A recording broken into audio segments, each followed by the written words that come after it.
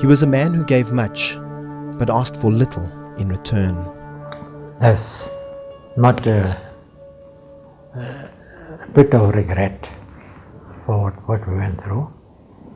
I think everything we did, to a greater or lesser extent, was worth it. And the so-called sacrifices we made fade into almost nothing compared to others who did not live to see the democracy. Ahmed Kathrada, one of South Africa's most selfless anti-apartheid leaders, has died at the age of 87. Kathrada, fondly known as Uncle Kathy, lived a simple life, devoting his time and energy, sacrificing his freedom to fighting injustice from a very young age. Well, I started distributing leaflets at the age of about 11 or 12 and putting up posters and writing slogans. The elder people asked us to do that, and we thought it was exciting to do it.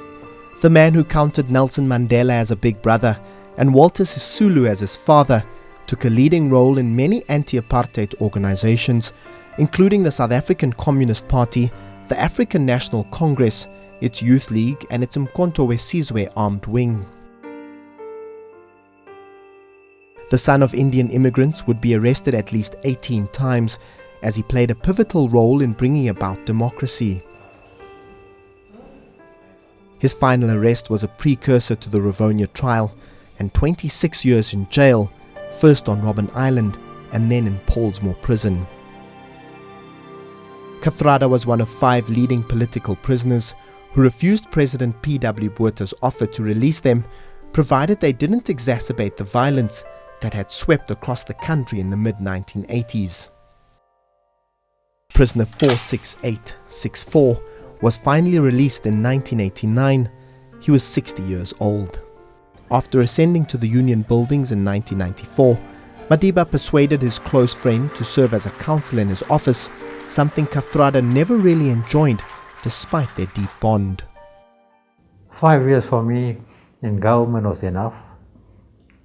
5 years for me in civil society organizations, like chairman of the Robben Island Council and so forth, was enough. Doesn't mean that I'm going to distance myself from where I'm needed. Like Robben Island, after I gave up my chairmanship, I was still available for any advice that people wanted. Over the next 2 decades, Kathrada would continue to shy away from leadership positions, both in government and on the ANC's top 6. In later years, he would even refer to himself as a normal ANC member, refusing to invoke his struggle credentials in commenting on party matters. Kathrada moved the world in 2013 when he said goodbye to his friend and brother in a poignant tribute.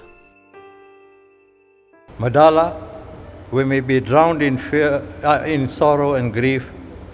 We must be proud and grateful that after the long walk paved with obstacles and suffering, we can salute you as a fighter for freedom in the end. Farewell, my dear brother, my mentor, my leader. With all the energy and determination of our command, we pledge to join the people of South Africa to perpetuate your ideals. When Walter died, I lost a father, and now I have lost a brother. My life is in a void, and I don't know who to turn to. Thank you very much. Kathrada remained an activist in the twilight of his life, supported by his partner Barbara Hogan, in whom he found love in the early 1990s. South Africa has lost an uncle, a spirited, humble man who cared more for justice, non-racialism, and the freedom of his country's people above all else. There comes a time when you have to say to yourself, look, chap, you've tried your best, but make way.